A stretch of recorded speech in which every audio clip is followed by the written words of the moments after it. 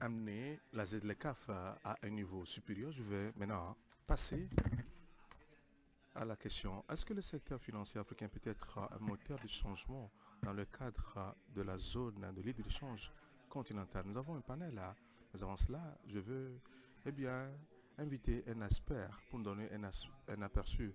Charles, bonjour, il est partenaire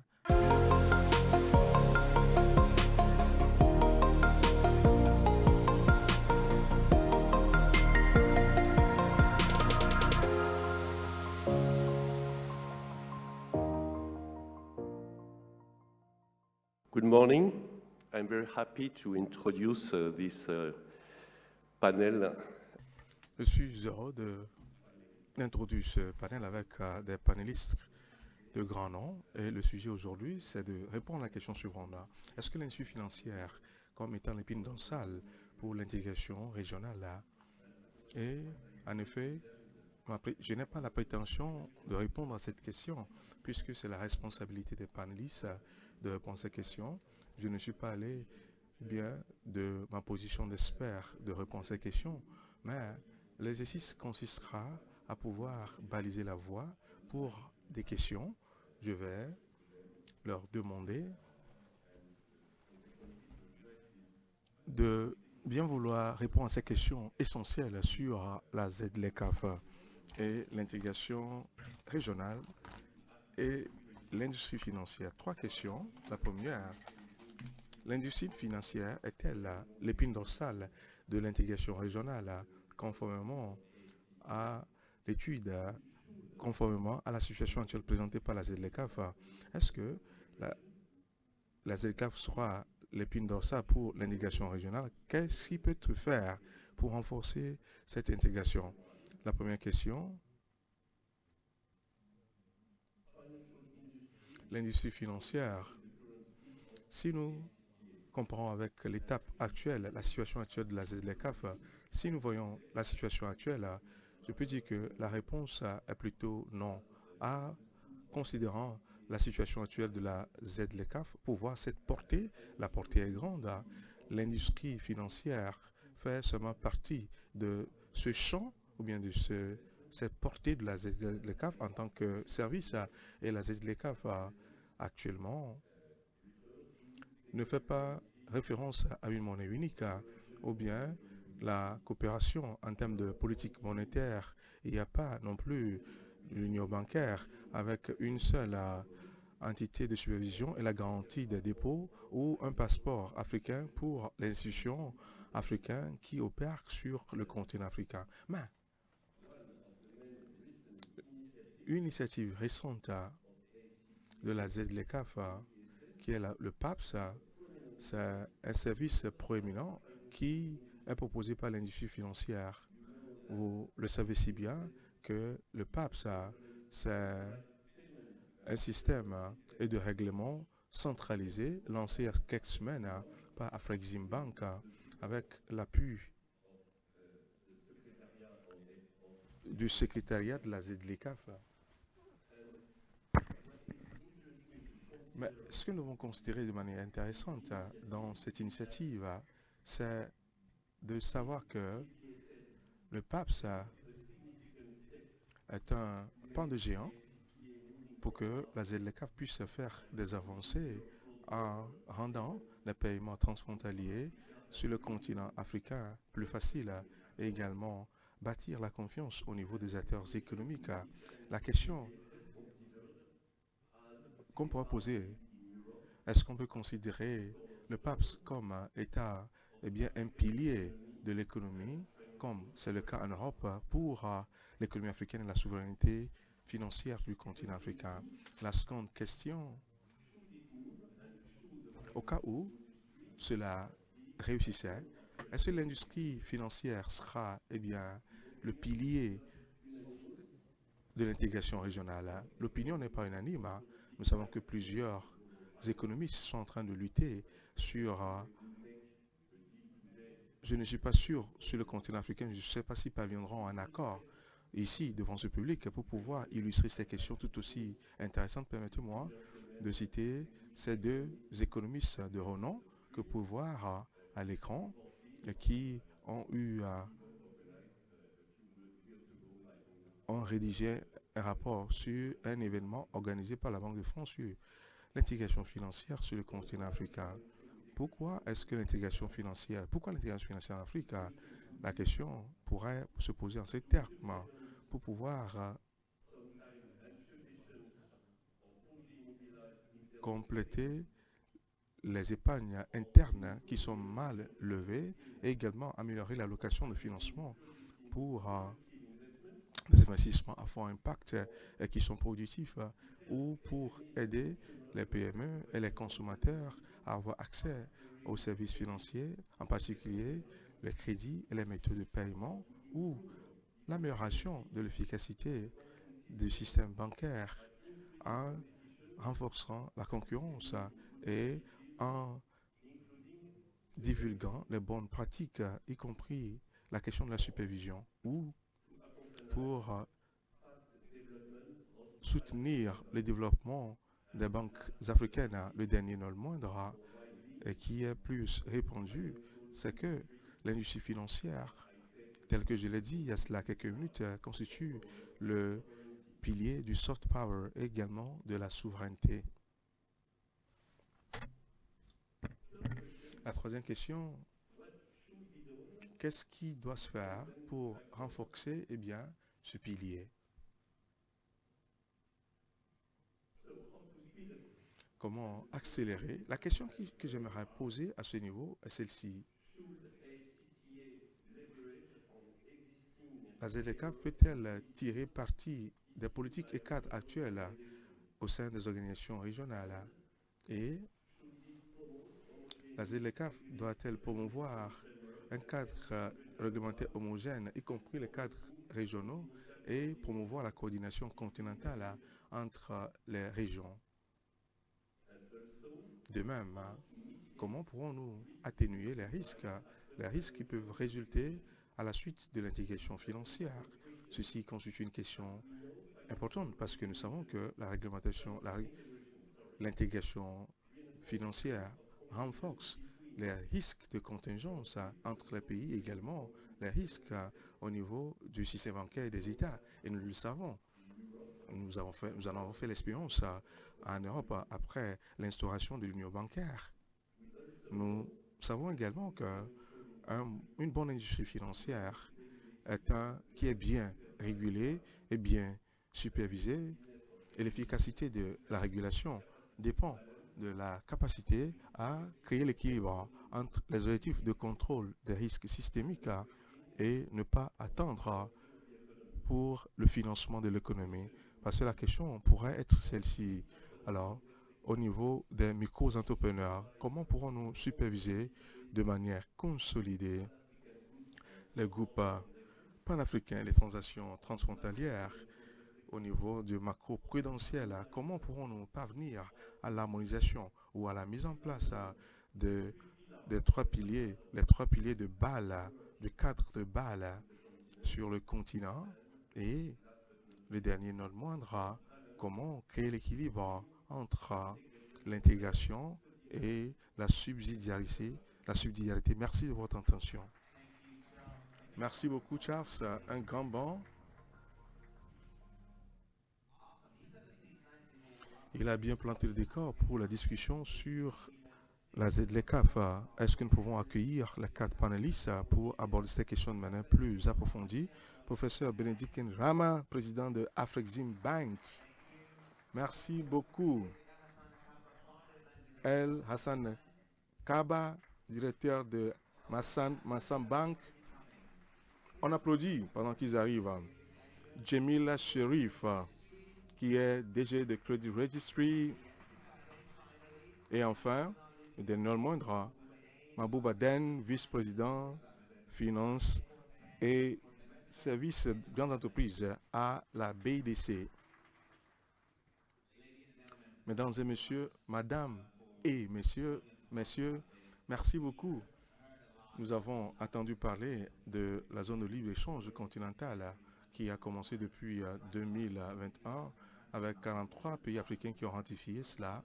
Alors, nous avons le défi les fonds alloués au commerce africain connaissent un déclin avec un déficit de près de 100 millions de dollars par an actuellement, sur la base de ce que nous avons entendu de Mike et le PAPS et l'état des lieux que Charles vient de nous décrire. Professeur Hamon, j'aimerais comprendre de vous, à Afreximbank, que faites-vous pour renforcer l'appui du secteur financier pour pouvoir faciliter la zone continentale sur la zone de libre-échange continentale africaine. Merci beaucoup. Avant toute chose, je veux joindre ma voix à celle de mes amis pour remercier Genari pour organiser ce sommet. Merci de nous avoir invités à participer à ce sommet ici. Merci d'avoir créé cette plateforme pour avoir cette discussion importante sur ce qui se fait sur le continent, particulièrement dans le cadre de parcours d'intégration sur lequel nous sommes embarqués. À Afreximbank, nous reconnaissons que le facteur de succès clé pour l'intégration de l'Afrique, pour poursuivre le développement sur le continent africain, ce sont les capitaux. C'est le capital. C'est ceux qui contrôlent le capital qui vont déterminer le développement, la trajectoire de développement de notre continent. Alors, au niveau de Afreximbank, nous mettons un point d'honneur à nous assurer que l'Africain puisse contrôler les capitaux africains. Si nous contrôlons les capitaux africains, c'est en cela que nous allons commencer par remarquer que le progrès est une manière d'y parvenir.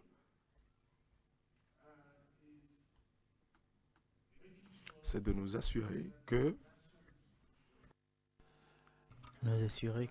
les institutions financières sont entre nos mains. Par exemple, c'est les Africains qui contrôlent les banques américaines, les Chinois contrôlent les banques chinoises, les Indiens contrôlent les banques indiennes. Et pourquoi est-ce que c'est les gens de l'extérieur qui viennent contrôler les banques africaines? On n'a pas besoin de la physiologie pour comprendre que si vous ne contrôlez pas votre banque, vous n'allez pas contrôler votre système. Si vous prêtez de l'argent à qui que ce soit, oubliez les garanties. C'est une question de confiance et de connaissance. Si, par exemple, je suis ici, j'essaie de prêter de l'argent au Kazakhstan, j'ai une banque qui est contrôlée au Kazakhstan. Il y a les gestionnaires qui viennent me voir partout où ils sont assis. Ils viennent me dire que le prêteur de tel, et puis j'entends un nom qui vient du Kazakhstan. Donc je me demande pourquoi, soudainement, je vois un autre nom d'une personne de mon pays, Nigeria. Je dis, ah ok, ah même les gens du Nigeria aussi sont là. Et je choisis la personne qui vient du Nigeria. C'est pas parce que je veux pas aider la personne qui vient du Kazakhstan, mais c'est comme ça que ça se présente. Donc c'est comme ça que nous procédons. Et un des moyens, c'est de pouvoir financer nos institutions africaines qui achètent ces banques qui sont vendues par des banques internationales en Afrique. Mais on fait beaucoup plus que cela. Il y a beaucoup de choses à faire pour s'assurer que le système financier marche. Maintenant, on a créé le capital, on a créé la FEDA, qui a son siège à Kigali. Un élément clé de ce qu'ils font, leur mandat, c'est d'investir dans les institutions financières. Et quand on parle d'investir dans les institutions financières, c'est donner le capital dont on a besoin pour créer une institution financière forte et s'assurer que cette institution financière n'est pas spécifique à des pays. Ainsi, si vous avez une banque au Togo, on essaie de s'assurer, si c'est possible, d'avoir des actionnaires venant d'autres horizons de l'Afrique. Et après cela, on prend en compte toutes les variables pour pouvoir atteindre l'objectif. C'est de cette manière qu'on apporte l'intégration dans le système financier. Aussi, le grand problème que nous avons entre nous, c'est le problème colonial. On n'a pas confiance les uns en les autres. On connaît les gens qui ne sont pas du continent, mais on ne se connaît pas sur le continent. On essaie de résoudre cela par le numérique. C'est pour ça qu'on a mis la plateforme Mensa où on a les profils des institutions africaines.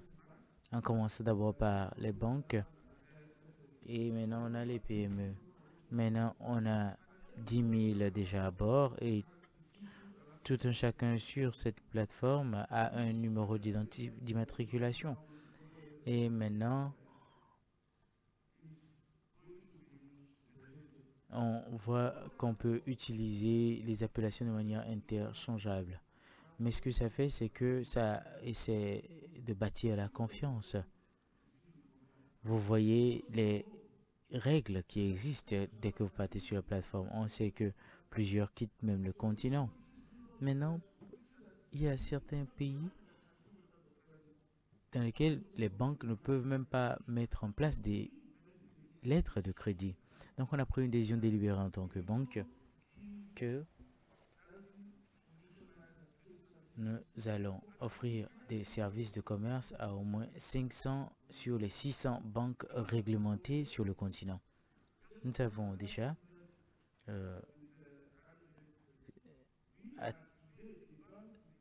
nous sommes déjà la banque avec le réseau le plus grand en matière de connexion de messages sur le continent.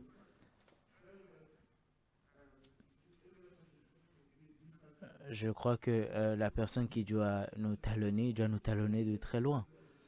Maintenant, s'il y a un message à envoyer partout en Afrique, nous pouvons le faire. Nous avons déjà mis en place les services de commerce pour plus de 200 banques. Et il y a des milliards de dollars pour ce qui est de la licence du commerce. Je crois que nous sommes à plus de 4 milliards de dollars. Je crois que cela rend possible le financement du commerce intra-africain. Je ne vais pas aller dans les détails parce que Mike l'a déjà dit. C'est des choses que nous faisons pour nous assurer qu'on utilise le système bancaire pour pouvoir promouvoir et renforcer la ZLECAf. Je crois que c'est un bon propos que vous venez d'illustrer. Et vous avez parlé du fait que les Africains doivent détenir leurs fonds et leurs banques. Vous êtes fondateur d'une banque qui est détenue par des acteurs africains. Et également, cela donne un potentiel pour la ZLECAf parce que c'est une histoire.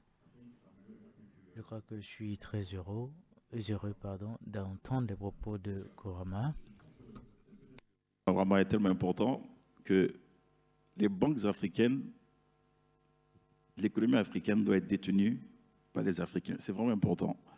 Et quand on décide de créer Mensa Bank, on se donne comme mission d'avoir une banque à 100% capitaux africains, capitaux de la sous-région. Et je remercie le président Ekoui qui est là, puisque la BOAD est actionnaire de Mensa Bank. Parce qu'on comprend que notre développement dépend de notre capacité à financer nos économies. Aujourd'hui, pourquoi le trade intra-africain est critique pour une banque comme Mensa? C'est que nous, aujourd'hui, quand on ouvre Mensa Bank et que nos clients importent ou exportent des pays occidentaux, nous devrions avoir des comptes sur les correspondants bancaires. Et c'est de plus en plus difficile d'ouvrir des comptes sur les correspondants bancaires quand on est une banque africaine détenue par les Africains. Parce que nos économies, nos pays sont censés être des pays à risque. Alors que jusqu'à présent, les banques qui ont été sanctionnées pour non-respect des règles de compliance sont des banques occidentales, pas des banques africaines. Donc c'est dire que pour nous, le free trade intra-africain est critique pour notre survie.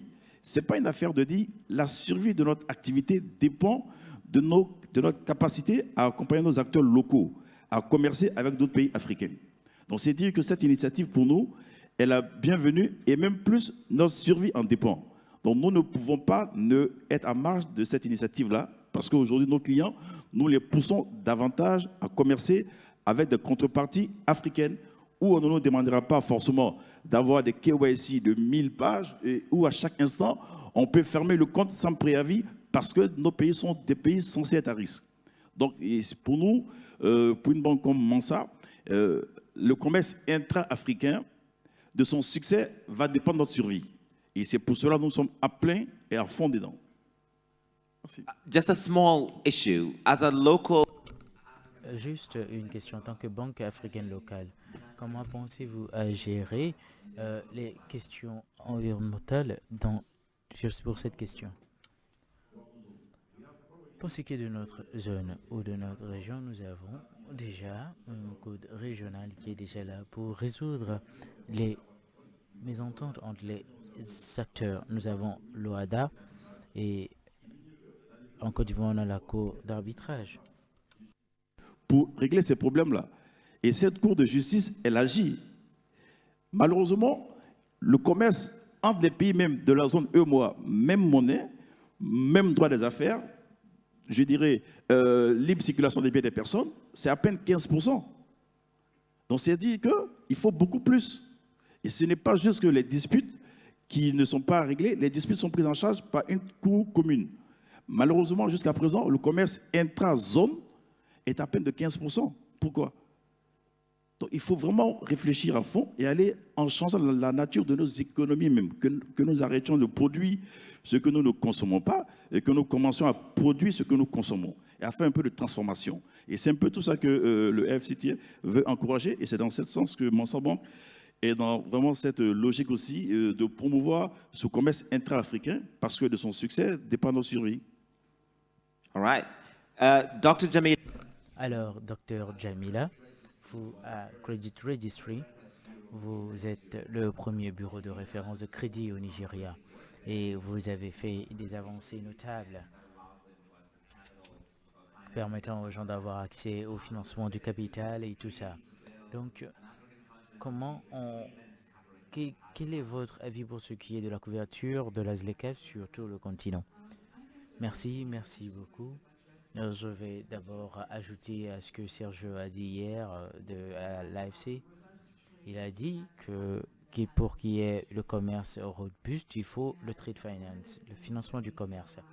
Et une des choses qu'on a réalisées, premièrement, dans nos rêves, dans nos aspirations, quand on va au Nigeria avec un système de rapport de crédit, on voit les prêts non productifs qui existent. Il n'y a pas d'activité Internet disponible. Je crois que vous parlez bien de 2003. Oui, 2003, il y a environ 20 ans. Et l'année prochaine, ça fera exactement 20 ans. Donc, il n'y avait pas de confiance dans le système en place. Et toute chose avait un identifiant unique. Il y a un manque d'enregistrement, manque de législation, vous pouvez les nommer. Toutes ces choses sont fondamentales pour avoir un système en matière de rapport de crédit. Et ce système, c'est ce qui booste l'économie. Ça aide à stimuler les activités économiques. Et lorsque on parle de faire du commerce sur tout le continent africain, des systèmes comme ça existent. Je vais expliquer le fait que pour que les entreprises existent, ils ont besoin d'avoir accès au capital. Et mon collègue ici, les banques, c'est eux qui doivent relâcher le capital pour les affaires. Et les affaires doivent être en mesure d'avoir confiance en ces consommateurs qui viennent vers eux pour avoir accès aux différents services. Et ces consommateurs ont besoin également de l'accès au crédit. Et ce que vous avez, c'est un effet domino. Les entreprises produisent mieux, les consommateurs peuvent avoir accès à plus de services, ça veut dire que vous allez embaucher encore plus de personnes, ces personnes vont gagner des salaires et c'est avec ça que ces personnes vont payer leur crédit avec des intérêts. Donc vous voyez, ces activités économiques sont importantes. Et une des choses qui se passe pour que ce commerce puisse avoir lieu, c'est le fait d'avoir ces échanges d'informations sur la crédibilité, sur les affaires et également sur les consommateurs qui veulent avoir accès aux biens et aux services. Et il y a une chose que j'aime pour ce qui est de l'Afrique. Moi, je viens des États-Unis, vous pouvez entendre mon accent. Ce que j'aime avec l'Afrique, c'est les communautés. Et ce que je vois dans mes voyages dans les pays africains, c'est que la communauté est d'une importance capitale. Et si nous y pensons et si on entreprend bien en finançant les entreprises africaines, et ces entreprises deviendront nos communautés et donc sur tout le continent africain, on va pouvoir prendre soin les uns des autres. La communauté prend soin des peuples, les éduque et assure que tout un chacun puisse avoir plus de valeur et toutes ces choses sont prises en compte et ces choses permettent de pouvoir euh, autonomiser le commerce libre. On va parler plus tard du partage d'informations, ce dont vous avez parlé. Docteur Malbouba, elle a parlé de ces questions. Qu'en pensez-vous, s'il vous plaît? Vous étiez à Nairobi, donc je ne veux pas faire d'offense au Togo ou à Lomé. Vous êtes dans une banque d'investissement, vous êtes dans ce modèle depuis plus de 20 ans maintenant. Pour ce qui est de ces réalités, à quel point serait-ce facile de naviguer dans les réglementations sur le continent pour rendre la ZLECAf importante? Like Professor Arama has Vous savez, comme le professeur l'a dit, l'Afrique est arrivée à un niveau où nous devons faire ce que nous devons faire. Aujourd'hui, heureusement ou malheureusement, les banques centrales, les régulateurs semblent suivre la tendance. Et comme le collègue l'a si bien dit, nous reconnaissons l'importance et l'urgence de banques centrales d'être dans la tendance. Et nous devons faire des choses qui satisfont nos besoins, nos réalités. Aujourd'hui, les agences de notation, regardez les notations. C'est comme si vous donnez à un vieillard de 80 ans un Ferrari pour conduire. Ils peuvent le cocher à un arbre ou le conduire. Les réalités ne s'appliquent pas forcément à nous. Aujourd'hui, hier, les gens parlaient de BAL 3. Nous travaillons en étroite collaboration avec la commission de la CEDEAO pour faire face aux réglementations. Ce que nous faisons, c'est le travail formidable que le président allemand et en ce qui concerne le commerce intra-africain. Mais nous le faisons davantage du point de vue de l'infrastructure, en travaillant avec la commission de la CEDEAO, la réglementation et mettre en œuvre les projets d'infrastructure pour libérer le potentiel de collaboration entre les pays. L'année dernière, il y a 170 milliards de francs CFA ont été levés en connectant les pays. Ce que nous faisons avec l'infrastructure, également les centrales thermiques. Mais vous ne pouvez pas faire cela sans faire face aux problèmes de réglementation. Là, de la Guinée, Sierra Leone, Côte d'Ivoire et l'énergie qui est transférée au Burkina Faso, la réglementation importante. Le président a dit quelque chose d'extrêmement important. Maintenant, pour ce qui est de nos banques, il faut avoir accès au capital, aux capitaux pour financer nos entreprises sur le continent africain. Permettez. Je vais attirer l'attention des Africains sur une chose. Imaginez-vous, au cours des 6-9 derniers mois, le taux du dollar qui part de néant à 4-5%. Ça veut dire que j'échange avec vous, mais si le commerce est contre moi, je augmente la valeur de ma monnaie. Peut-être le président Serge, avec les banques de développement, nous devons faire entendre notre voix par rapport à ces monnaies. pas seulement dans la région ouest-africaine, mais également au niveau panafricain. Aujourd'hui, nous commerçons et nous sommes désavantagés. Nous commerçons en euros, en dollars, en des monnaies que nous ne contrôlons pas. Et ces taux de change, et tout cela me pénalise. Et je crois dur comme fer que la réglementation ne porte pas seulement sur les politiques et les gouvernances, mais également, ça porte également sur les monnaies. C'est très important. Ceux qui viennent des pays où les monnaies ne sont pas aussi performantes. Oui, c'est dû au fait qu'ils commercent dans des devises qu'ils ne contrôlent pas. On a parlé également d'un système de compensation en Afrique, en parlant de CFA, de CD, le Kwacha zambien. Mais pour ce qui est de la réglementation, la plateforme africaine, il y a eu un rapport, il exhorte les réglementateurs pour accélérer la collaboration et faire davantage pour harmoniser la réglementation sur le continent africain et faire assurer la réussite de la ZLECAf.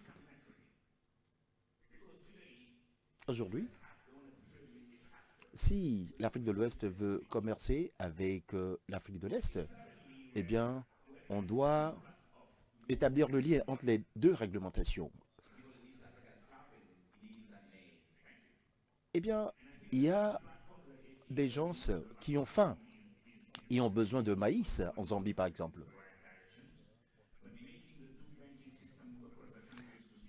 Il faudrait qu'on puisse établir les liens entre les banques, les systèmes de paiement, les compensations. Pourquoi est-ce qu'on doit utiliser une lettre de crédit dans un format comme si c'est un Italien qui parlait un Allemand? Lorsque les banques utilisent les termes et conditions de lettres de crédit, il y a des règles spécifiques à respecter. Si un propriétaire de bétail qui doit envoyer son bétail en Côte d'Ivoire, il se trouve au Burkina Faso, eh bien, il y a des commerces qui se font en utilisant le diamant.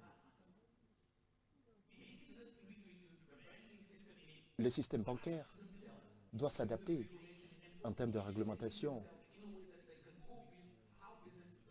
et donc faire des choses. Et je crois un Haoussa au Nigeria qui achète du bétail auprès de leurs parents au Burkina au Niger. Il y a une façon de faire les affaires. Il appartient aux banques faire preuve de créativité de manière à ce que les réglementations soient flexibles pour soutenir la manière dont les gens font affaire.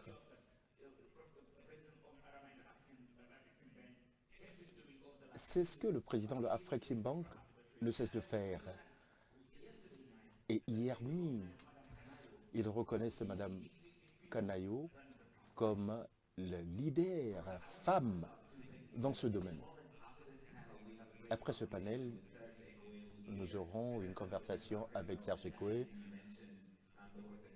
par rapport au travail qu'il est en train de faire. Nous allons le faire. Il est le président de la BOAD. Je sais que vous avez beaucoup de questions au panel. Je vais faire encore 2 tours et donner la parole à l'assistance. Et nous reviendrons à vous. Professeur Allemand, sur la base de ce que vous avez entendu, qu'est-ce qui peut être fait pour rendre le secteur financier africain plus efficace? Eh bien, merci. Plus efficace?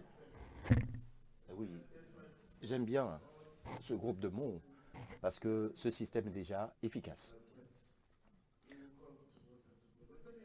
Mais en ce qui concerne la réglementation,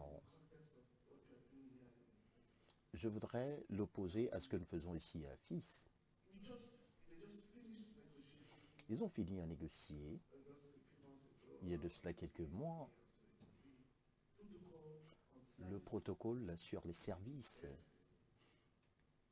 FCFT? Je ne sais pas. Hormis la Banque centrale, est-ce que les banques commerciales ont fait une contribution substantielle à ces négociations? Nous avions introduit le PAPS dans ces réglementations. Et cela a été accepté comme point de négociation. Nous avons des points d'accord différents. Hormis cela, il y a beaucoup d'autres choses. Pour ce qui est des services commerciaux, les services financiers qui bénéficient des banques. Voilà, cela est similaire aux conversations que nous avons ici. La question de permis, des questions de fiscalité, la manière dont les paiements sont effectués. Tout cela intègre le système financier au mieux. Un des aspects que nous avons pu intégrer à l'ordre du jour des négociations, notamment en ce qui concerne la fragmentation des systèmes de paiement.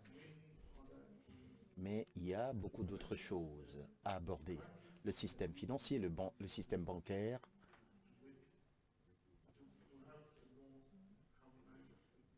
pourrait permettre une réglementation plus harmonisée.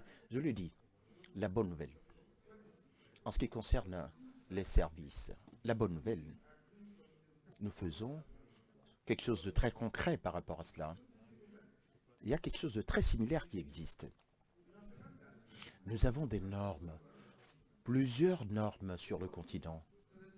Alors, ce que nous avons commencé à faire, en utilisant de la plateforme de l'Organisation africaine de normalisation, il s'agit de normes harmonisées, environ 300 normes. Nous avons alloué des subventions, nous avons mobilisé des subventions de l'Allemagne, Afreximbank. Nous avons priorisé ces différents éléments. Mais il me semble, même pour ce qui est de la plateforme de l'Organisation africaine de normalisation, nous pouvons commencer quelque chose sur les services financiers.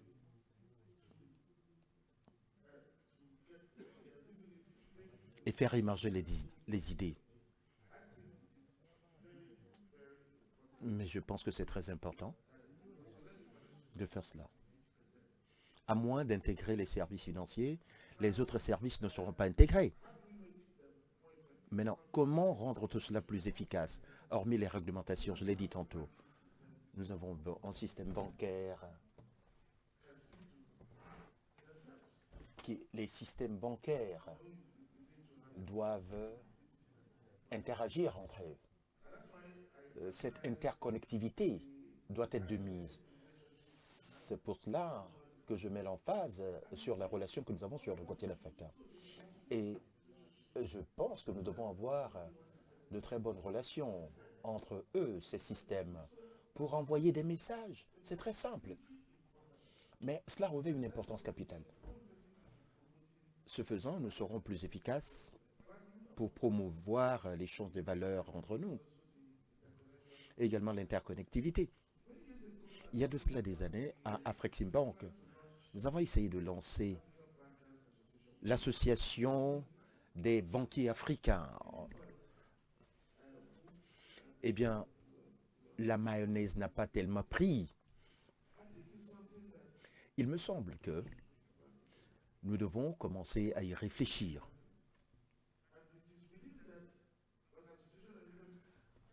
Au sein de cette association, nous allons commencer à faire face à un certain nombre de ces problèmes dont nous discutons. Pourquoi ne pas avoir un système qui soutient déjà ce que les gens sont en train de faire, plutôt que de réinventer la roue? Amorcer cette conversation. Et les banques peuvent décider entre nous. C'est ce qui marche pour nous.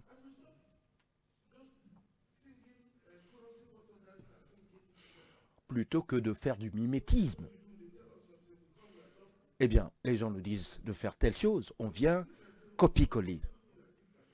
Les économies varient d'un pays à un autre. Nous devons tirer profit de ce que les gens font ailleurs. On peut examiner les systèmes, copier ce qui marche, l'adapter à notre contexte pour rendre les choses plus efficaces. Bien entendu, la question de gestion des risques, le DG en a fait mention. Voyez-vous, ce que vous ne savez pas, ce que nous avions fait à Freximbank, c'est d'essayer d'aider les institutions financières à acquérir cette connaissance, leur apporter l'information sur le commerce, la vérification préalable des clients et également entreprendre des recherches. On doit faire davantage afin d'aider directement les gens à gérer ce risque.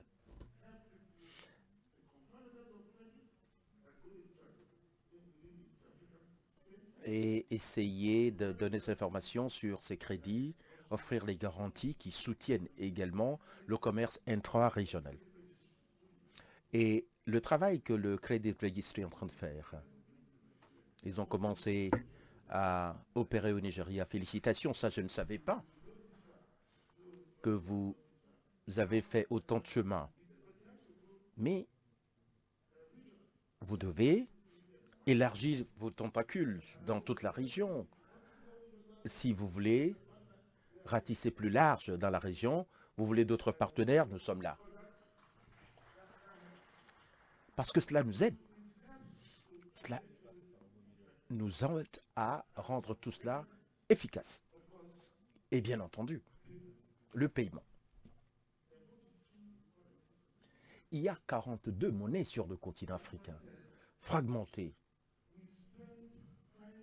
Et nous dépassons 5 milliards de dollars par an pour payer d'autres, pour offrir des services de paiement. Parce que vous voulez transférer de l'argent du Togo au Nigeria. C'est 5 milliards de dollars. Si on peut avoir 2,5 milliards de dollars, on se sentirait mieux loti, n'est-ce pas? Mais il n'y aura même pas de facturation sur ce montant. Le paiement sera instantané. Le PAPS, les transactions que j'ai vues, 10 secondes de transaction, voyez-vous, du Ghana au Nigeria. Alors que lorsque vous essayez de faire un paiement en utilisant cet ancien système, ça va prendre peut-être 2 semaines. Et ça n'arriverait jamais. Est-ce que vous savez, ça veut dire quoi?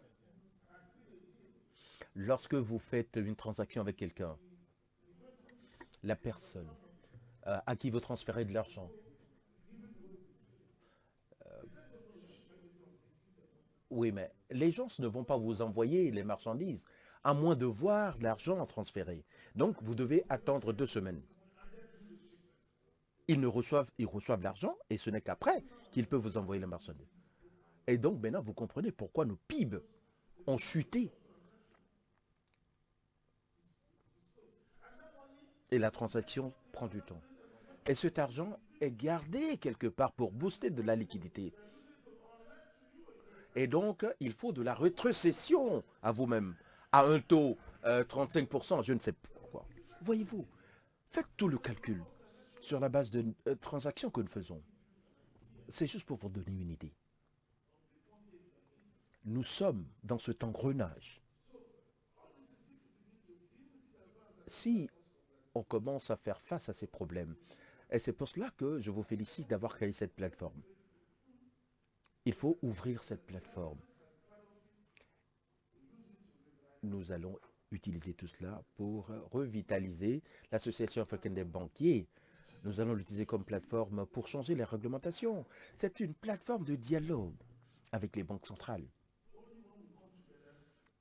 Ce n'est qu'ensemble qu'on pourrait attirer l'attention des associations de réglementation de réglementation. Merci.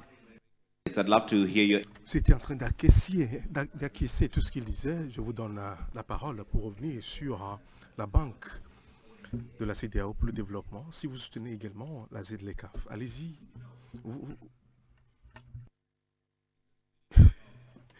Dans l'esprit de collaboration, le président Orma a déjà devancé les faits. Il a défini la plateforme pour soutenir ce que nous faisons. Mais nous sommes en harmonie sur ce qu'il faut commercialiser et comment commercialiser cela. Permettez-moi de vous donner 2 exemples. L'année dernière, seule, nous avons investi au niveau de la région 170 milliards de francs CFA juste pour débloquer l'intégration régionale. Chaque projet d'infrastructure que nous exécutons aujourd'hui, la première question que le Conseil se pose, quelle est la composante d'intégration régionale de ce projet? L'année dernière, nous avons construit 2 routes pour lier le Sénégal et le Mali. Il y a un projet très ambitieux de la Commission de la CEDEAO, le corridor Lagos-Abidjan. Pouvez-vous imaginer la quantité de biens qui peuvent transporter une fois que la route sera achevée?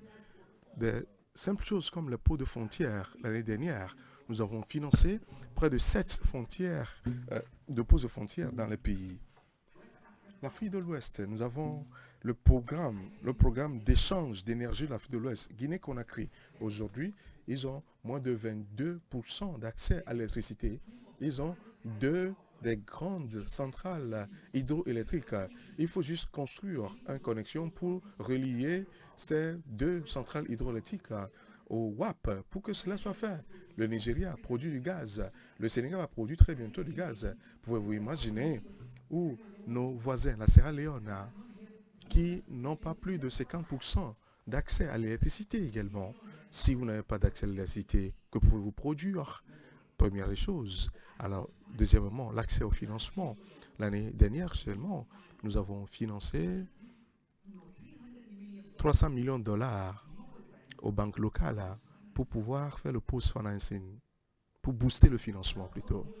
Alors, la collaboration entre nous, les banques de développement régionales, et permettez-moi officiellement de remercier mon grand frère et président Serge Ekoué. L'année dernière, nous avons mobilisé 120 millions d'obligations et les 10 milliards.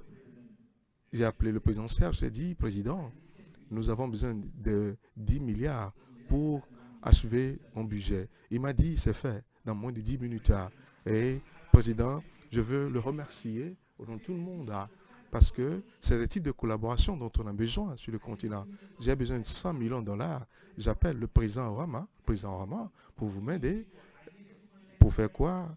Pour soutenir les banques, pour soutenir les PME. Nous travaillons sur ce projet, ce volet également. Je crois fermement qu'en Afrique actuellement, nous sommes à un niveau où nous pouvons rendre les choses possibles, nous, Africains, 2 produits de base. Et je crois et je prie que les Africains puissent tirer profit de ces opportunités de produits. Le Ghana importe 300 millions de dollars pour les 600 tonnes métriques de maïs. Le Sénégal importe 450 000 tonnes métriques de maïs. Imaginez le nombre d'emplois que l'Afrique de l'Ouest peut créer juste en cultivant le maïs. Quand nous cultivons le maïs, nous avons besoin de transformer le maïs, nous devons transporter le maïs, nous devons faire l'entreposage, commercialiser. Et c'est là où nous avons la ZLECAf. Merci beaucoup. Vous avez parlé des postes de frontières. Vous avez raconté une histoire fascinante sur les postes de frontières, ce qui n'est pas efficace, mais qui constitue des goulots d'étranglement, de commerce sur le continent. Oui, je vais vous raconter l'histoire. Quand j'étais directeur régional pour la banque d'investissement de Barclays, j'avais financé les industries anglo-alimentaires appelées Zambif. Zambif était près de 2 millions de dollars d'activité en Zambie. J'étais allé vers le DG de la Zambie pour dire que je veux suivre les marchandises. Il m'a dit non, il faut prendre un hélicoptère. J'ai dit non. Nous allons prendre un véhicule 4x4 et nous allons conduire pour suivre les marchandises. Et c'est la première fois de ma vie où j'ai vu 2 kilomètres de camions à la frontière entre la Zambie et la RDC. 2 kilomètres de camions, 2 kilomètres de camions. Et certains des conducteurs me disaient, ben, nous avons dormi ici. Deuxième chose, quand j'étais directeur régional de Barclays, je voyageais de l'île Maurice en Afrique du Sud. J'ai atterri et j'ai besoin d'approbation parce que l'équipe de Botswana demandait, faisait une soumission pour une offre et pour quelque raison que ce soit. Et cela était sur mon bureau pendant 2 jours. Je ne savais pas. Et la seule chance que j'ai pour pouvoir émettre une copie physique, c'est de pouvoir voyager en avion pour leur donner les copies imprimées. Voilà, suivez bien l'histoire. J'ai donné la copie imprimée à 9 heures et le vol n'était pas possible. Je dois conduire entre Afrique du Sud jusqu'au Botswana. C'est 1 heure de route. J'arrive à la frontière vers 5 heures du matin. On m'a dit que la frontière était fermée. J'ai dormi entre la frontière et Botswana. Devinez, vers 6 heures, nous avons 1 kilomètre de camion. Juste pour vous dire que les défis que nous avons du commerce intra-africain est une réalité. Et ce que le président Obama a dit tout à l'heure, pour envoyer de l'argent 2-3 semaines, ça passe plus de 3 semaines des fois. Récemment, nous avons financé une route au Libéria. Une banque correspondante, je vais taire le nom de la banque. Il y a un article de presse qui a été écrit pour ternir notre image, parce que l'argent était bloqué pendant 1 mois. Imaginez, s'il y avait des opportunités de commerce, étonnant, toute cette histoire. Monsieur Kaba, nous sommes d'accord que l'intégration financière constitue le pilier de la ZLECAF. Vous avez travaillé dans le secteur bancaire. Il a parlé de quelques goulots d'étranglement, des défis. Pour vous, quels sont les autres défis? Et plus important encore, quelles sont les solutions? Comment est-ce que cela peut être possible à votre sens? Merci, Laurie. Monsieur Mamadou disait que nous devons être... les banques doivent être innovantes. Et comment être innovant quand ce ne sont pas les Africains qui dirigent les banques? C'est ça la question. On ne peut pas être innovant dans ce contexte. Voilà pourquoi il est important pour notre économie que nous puissions également être des détenteurs de ces banques, diriger ces banques. Sans cela, je ne vois pas comment est-ce que nous pouvons promouvoir le commerce intra-africain. Ce n'est pas possible parce que ces banques internationales, avant toute chose, ils sont en train de financer les entreprises qui vendent les produits, les biens dans nos pays. C'est ça la réalité, c'est vrai. Alors, à mon sens, la première des choses à faire, on a besoin d'accélérer ce qui a été fait par ici. On n'a pas besoin de plus de réformes. Réforme sur réforme ne conduisent à rien. Nous avons besoin de commencer par faire quelque chose. On a besoin de la vision et de l'action. C'est tout. C'était très simple, mais intéressant. Vous avez eu l'occasion d'aller sur le continent. Alors, quelles sont vos recommandations pour nous assurer que nous puissions avoir certains niveaux de partage de crédit, partage d'informations au niveau des bureaux de crédit sur le continent et ailleurs? Parce qu'apparemment, actuellement, il n'y a pas un écosystème qui nous permet d'aller au-delà des frontières. Oui, je crois que une chose, mais avant d'aborder cette question, allez-y, je vais revenir sur un certain nombre de choses. Alors, la première des choses, c'est que j'ai entendu qu'on a besoin d'avoir plus de célérité. Oui, et je veux mettre l'accent sur cette question parce que l'Afrique, nous sommes assis sur un trésor, nous sommes assis sur un détonateur. Et si vous suivez bien les statistiques, 110% veulent quitter le continent, si vous suivez bien. Alors, c'est incroyable. Ces Africains qui ne croient plus en leur continent, qui ne croient plus. Et ça ne marche pas pour Volcker. Il disait que nous sommes assis sur une bombe à retardement. Comme on l'a dit, Alors, la célérité dont on a besoin, la célérité actuelle, là, nous sommes en train de parler de la célérité qui est essentielle. Et l'infrastructure, pour ce faire, il faudrait que nous puissions construire. On devait déjà construire les infrastructures. Nous ne devons pas être réfractaires à faire des choses qui marchent déjà. Et nous devons les étendre ou bien mettre à échelle ces choses qui marchent. Alors, je suis en train de parler de la production de la nourriture, l'éducation, l'électrification. Et nous devons étendre les champs, identifier qu'est-ce qui marche dans d'autres pays que nous n'avons pas encore adopté chez nous et comment est-ce que nous pouvons changer ce qui doit être changé pour que cela marche pour nous. Et ça doit se faire en même temps. Voilà cet exemple de ce que nous faisons au niveau de Credit Registry pour pouvoir aider un pays. C'est le premier pays dans lequel on s'est implanté. Et notre vision, c'est d'aller au-delà de l'Afrique et voir les acteurs et voir ceux qui peuvent collaborer avec nous pour réaliser ce projet. L'autre action, nous avons les bureaux internationaux qui sont venus voir le marché, disent que ce marché n'est pas encore prêt. Nous avons réalisé des actions telles que l'intégration des données biométriques dans les bureaux de crédit. Nous sommes le premier à le faire au monde. Et pourquoi? Parce que le Nigeria, il n'y a pas d'identification unique. Et cela est devenu l'élément central sur le marché nigérien pour avoir les numéros de vérification bancaire. Parce que nous avons prouvé, nous avons notre propre preuve de concept que ça marchera au Nigeria. D'autres éléments qui sont très importants. Parlant de l'alimentation, comment pour nous parvenir à avoir la production de max et comment est-ce que nous pouvons investir davantage dans la production de masse pour amener les choses à échelle et comment amener les gens dans le système financier. Nous devons être à mesure de les intégrer dans le système parce que le crédit et l'accès à la finance, c'est un parcours.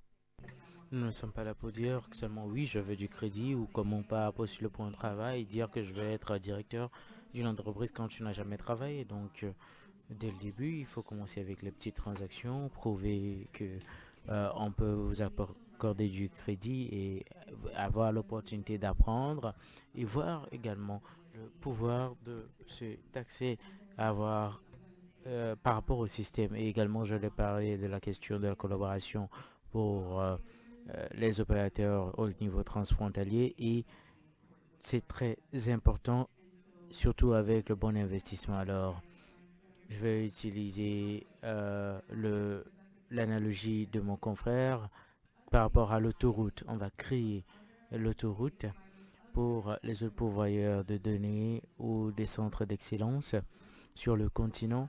Et cette autoroute, pour qu'on puisse voyager là-dessus, eh bien, c'est l'infrastructure dans laquelle on doit investir pour que ce soit possible pour l'Afrique. Voilà, j'ai encore 2-3 minutes pour prendre des questions. Si vous avez des questions dans l'auditoire, vous pouvez lever la main maintenant. Vous renvoie un micro à ce monsieur devant, s'il vous plaît, rapidement. S'il vous plaît, présentez-vous, posez votre question très rapidement et on va essayer de clôturer. There. Yes. And then get another one. Il faut trouver un autre micro pour le monsieur de l'autre côté, s'il vous plaît. Oui, je m'appelle Patrick Akimouton. Je suis très passionné pour ce qui est du marché unique africain. On a entendu vos échanges aujourd'hui. Je félicite Afrexim et PAPS parce que, assurément, nous avons une colonne vertébrale de paiement et je crois que Mike a fait un travail excellent en abordant la question. Ma question est celle-ci. Nous avons un réseau de paiement. Nous avons un réseau d'immatriculation de crédit également. Maintenant, en Afrique, pour qu'il y ait le crédit, c'est quoi le réseau de transport? Ainsi, le total des voies ferroviaires en Afrique sont plus de 8000 km, 82 000 km, pardon. Donc, si on parle du mouvement des personnes de la ZLECAF et mon frère de la BIDC, vous êtes d'accord avec moi? Je crois qu'il faudrait se concentrer sur le transport routier. Vous avez parlé du maïs, vous avez parlé des biens sur tout le continent. Donc voilà. Merci, monsieur. Je crois que c'est une observation qui s'explique. Merci, moi je m'appelle Uhevia, je viens de la Banque nationale de la Mauritanie et j'aimerais commencer par remercier le frère El Hassan Akaba d'avoir parlé des questions des banques correspondantes. Il y a de cela quelques années, nous avons perdu notre banque correspondante aux États-Unis, la Bank of America, la Société Générale de New York et Citibank.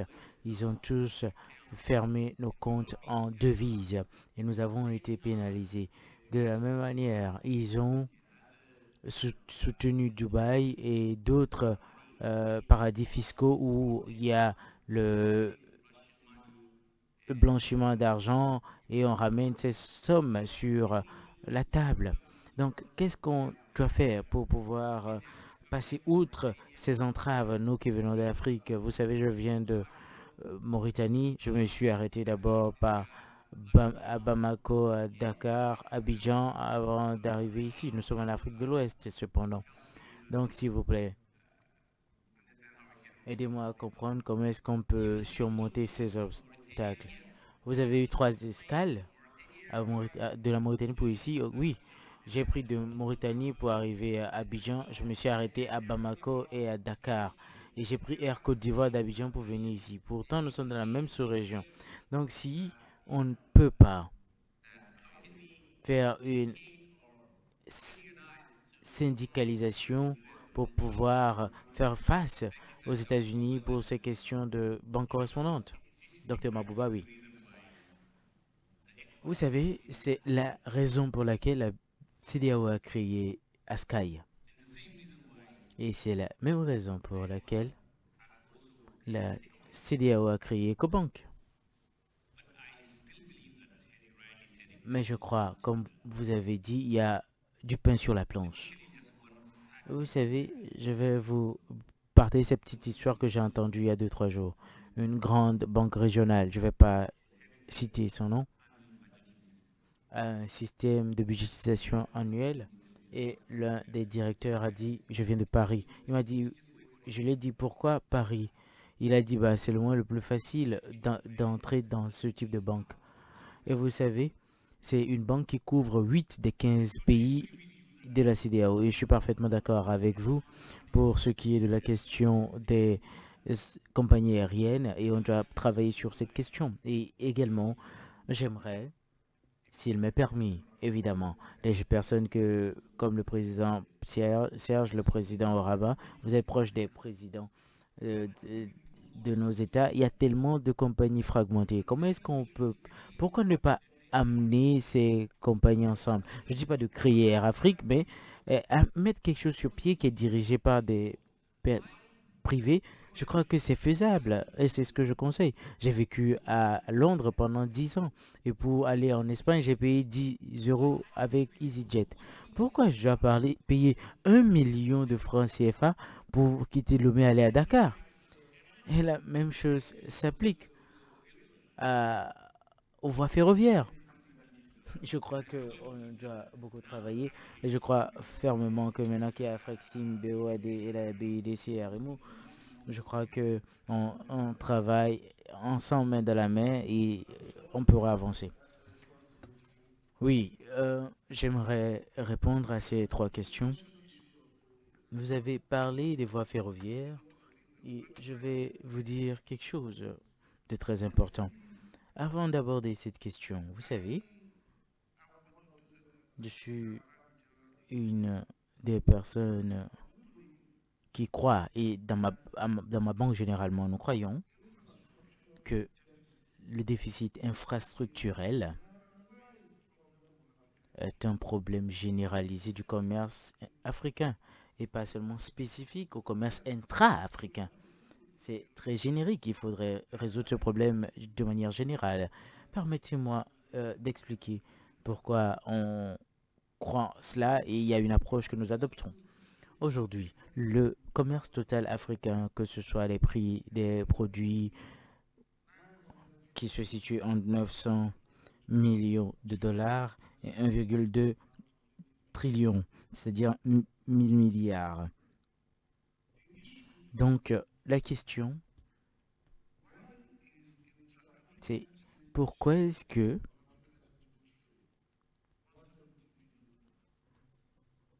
le commerce intra-africain est juste de 170 milliards de dollars? Et si le total du commerce est à plus d'1 trillion de dollars, ça veut dire que le commerce intra-africain peut atteindre même 1 trillion. Donc pourquoi est-ce qu'on est encore dans les milliards? Donc c'est pour cela qu'on doit s'occuper des questions de registre de commerce en priorité. Parce que les investissements à faire sur les voies ferroviaires, ça peut pas être fait juste par le gouvernement. Si vous suivez les prévisions de la BAD, en 10 ans, on a fait des investissements de 1,3 trillion de dollars pour résoudre le problème de déficit infrastructurel. Vous savez, c'est environ 60% du budget de l'Afrique. On met tout le budget des pays, africains ensemble et 60% du budget est consacré à l'infrastructure. Vous savez, c'est pas faisable. Donc, il faut envisager le partenariat entre le secteur public et le secteur privé.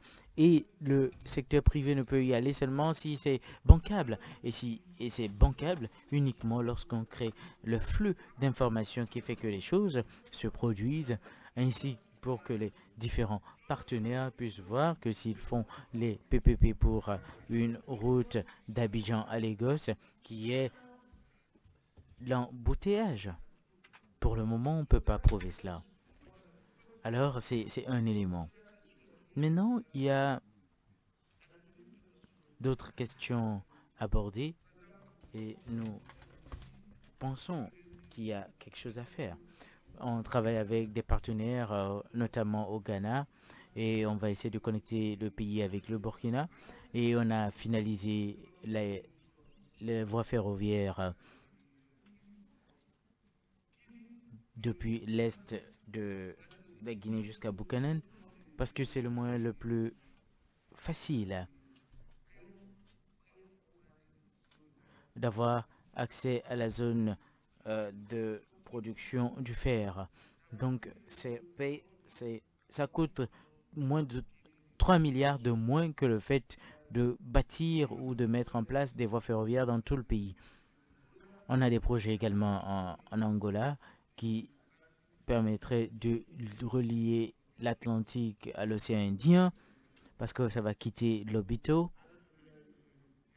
pour le lieu dont vous avez parlé en RDC. Et on va connecter également cela à la Zambie. Donc, vous voyez, il y a beaucoup de choses qui se passent. Et chacun de ces projets seront faits sur des bases où on n'aura pas de crédit. Parce que on essaie de s'assurer qu'on puisse gérer les difficultés. Donc maintenant, pour la question que vous avez posée par rapport aux banques correspondantes, je crois que vous devez faire partie de ce qu'on fait sur le continent. Nous travaillons avec la question des banques correspondantes en réduisant le prix, le coût de conformité. On ne veut pas que tout le monde retourne. On pense que ce que je peux faire, telle banque peut faire, la BDC peut le faire, on peut pourvoir. Et nous essayons de pourvoir déjà. Et je dis qu'on est en train de donner à 500 banques de réglementation. Et je crois que cela est rentable. Nous gagnons de l'argent, donc on ne fait de faveur à personne. On a commencé à dire que nous ne pouvons pas nous mettre à genoux pour des banques centrales de tel ou tel pays. On ne va pas voir une banque centrale et il y a des gens qui disent qu'ils n'ont même pas de banque qui peut émettre des lettres de crédit. Et je dis qu'on va changer la donne. Vous voyez, un pays comme l'Érythrée, c'est nous qui procédons à tous les paiements là-bas et on les aide à importer de la nourriture. Je crois que c'est un problème qu'on peut résoudre entre nous pour que personne ne soit blâmé. D'ailleurs, je ne vois même pas EcoBank donner une ligne de crédit à quelqu'un en Espagne. On doit être capable de gérer certaines de ces questions. Pour ce qui est des compagnies aériennes, je crois que vous devez opter pour le PAPS. Si vous le faites, vous allez résoudre le problème des compagnies aériennes. Vous me demanderez pourquoi. Vous savez, la plupart de nos compagnies aériennes sont défaillantes parce que l'argent est stocké dans certains pays. D'autres ne peuvent pas payer en devises. C'est de ça dont on parle. C'est pour ça que c'est plus cher de voyager dans la région. Et il y a un problème double.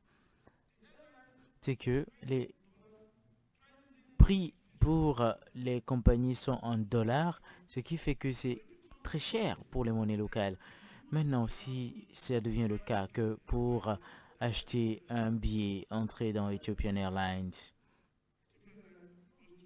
et on passe dans les PAPS, vous payez juste en CFA et vous allez voir plus des compagnies avoir plus de destinations sur le continent. Vous savez, il y a plusieurs ramifications à prendre en compte pour pouvoir changer la donne. Nous disons que les gens ont des fonds dans leur continent et nous, on n'en a pas. Parce qu'ils ont eux-mêmes dressé leur lit et ils peuvent bien dormir. Donc, merci. Thank you so much to the panel.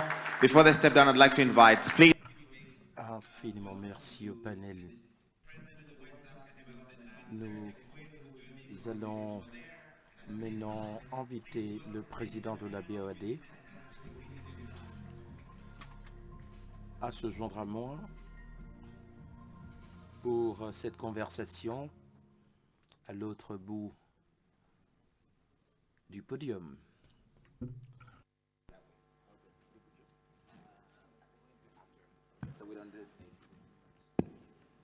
All right, I want to quickly wrap up this conversation, President Ekwe. Voilà. Le président Ekwe, nous allons aborder la question de la ZLECAf. Il y a 50 millions de personnes qui sortiront de la pauvreté si nous réalisons la ZLECAf. Veuillez prendre place pour qu'on aborde cette conversation. Prenez place. La ZLECAf est une formidable opportunité si nous arrivons à avoir les financements et nous éliminons les barrières. Eh bien, merci infiniment, Larry. C'est tout un honneur pour moi et pour la BOAD d'être parmi vous. Avant d'aborder votre question, je voudrais remercier les organisateurs de cet événement dans une salle aussi ravissante.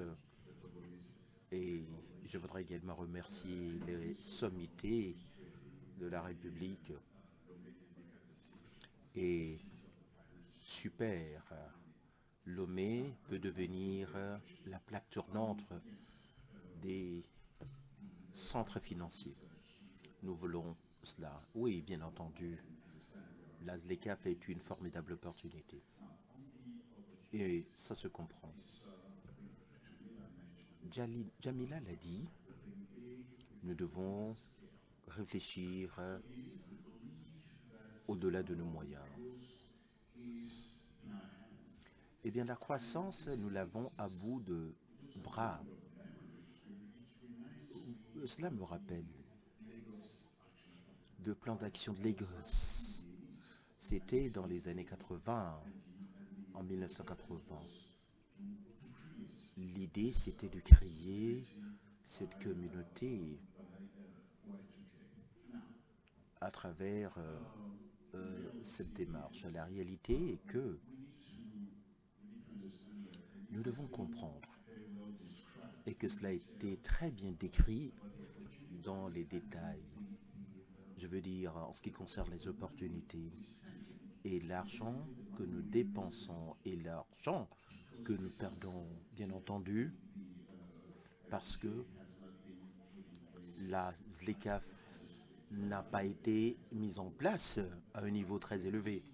Je vous explique pourquoi.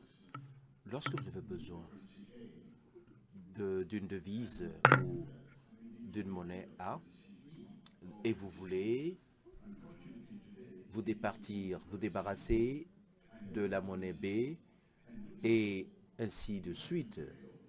Et donc, ce faisant, vous devez payer de l'argent. Et ça coûte énormément, qui est estimé à 5 milliards de dollars par an. C'est énorme.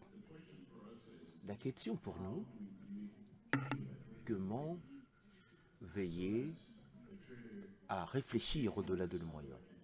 Et le commerçant à 10 peut échanger avec quelqu'un au Togo, avec le soutien de la banque et également avec le soutien du secteur financier, ce que j'ai entendu en utilisant le système PAPS. Oui, c'est une nécessité véritablement. Ça permet d'abord d'éviter les spreads dont j'ai parlé tantôt. L'objectif ultime, c'est d'avoir un seul système de paiement en fait compte. Et donc, c'est une compensation continue qui évite ce spread. Le privé, c'est un domaine clé de votre banque. Comment est-ce que la BOAD soutient ce plan mis en place par le continent pour mettre en place la ZLECAf qui couvre tous les acteurs sur toute la ligne? Le système bancaire dans notre région et en Afrique de manière générale, nous avons beaucoup trop de banques. Absolument. Oui, très peu de banques fortes. La situation actuelle, c'est la balkanisation du secteur bancaire. Au jour le jour, nous devons assurer la consolidation. Et au cours de cette période, les plus grandes banques qui vont opérer à un niveau plus élevé. Il va falloir faire le commerce à un niveau très élevé pour protéger les plus faibles. On peut faire les deux, voyez-vous. On peut faire des échanges à une échelle plus large. On ne peut pas être satisfait par cette situation. Lorsque vous voyez le PIB de l'Afrique approximativement, c'est le PIB du Royaume-Uni. C'est inacceptable. Nous avons les moyens, nous avons le capital humain, la jeunesse, la croissance, et bien entendu, ça doit être l'objectif primordial de la ZLECAf. Échanger entre nous, entre A à B, également d'Addis à Lomé. Vous avez entendu parler des défis, Dr Raman Babouba parlant de commerce intra-africain qui représente 16%. Et ces frontières qui sont des obstacles, difficulté d'accès au paiement, ça prend 2 semaines pour recevoir des paiements. Comment on peut relever autant de défis? Et comment faire marcher la ZLECAf? Oui, nous parlons de la consolidation et de la convergence de notre système bancaire et de nos réglementations. Et il me semble que le prof Bénédicte l'a dit, en Afrique, nous avons environ 40 et plus de monnaies Nous devons converger, consolider ces monnaies pour protéger les plus faibles. Autrement, ça peut être dangereux. Le rôle que nous jouons au niveau de la BOAD dans notre région, il me semble, c'est pour soutenir le système et soutenir le système bancaire, soutenir le secteur financier de 3 manières. D'abord, les crédits directs aux banques, nous émettons des garanties de droit. Nous sommes actionnaires dans plusieurs de ces institutions parce que c'est notre rôle de soutenir et de pérenniser tout cela. Et il faudrait apporter des financements à long terme au secteur pour soutenir les économies. Une chose qui est frappante, je l'ai dit tantôt, les nombres de banques dans notre région, elles sont fragmentées encore une fois. Le capital niveau 1 en moyenne dans notre région, c'est moins de 50 millions d'euros. 5-0. Et nous l'appelons fonds propres tiers 1. Quand vous comparez cela en Europe, 2 milliards d'euros. Et c'est toute la différence, la question fondamentale. Si je peux mettre l'emphase sur cela, qui traite ou bien qui porte les pertes, le système international, voyez-vous, c'est comment faire deux choses. Le système peut vous prêter de l'argent. Oui, des lignes de crédit, on vous donne de l'argent.